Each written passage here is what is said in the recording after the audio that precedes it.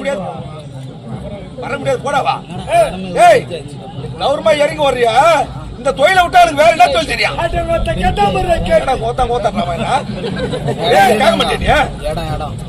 என்ன தம்மா துண்டு இல்ல மரியாதை இல்லாத பேசுது. என்ன கூட 2 அடி அடிச்சுங்க. அவன் மொத்த கேக்கட்டே. என்ன மத்த கொச்சறாரா யாரே தேடியா பத்தல யாரே. போடறா உமாவா கலப்புறா கட்டி தூக்குறா அந்த மண்ண கட்டி எடுக்குறா. யாமால ஆத்துல வாயில போட்டுங்க. மரியாதைல போகுது.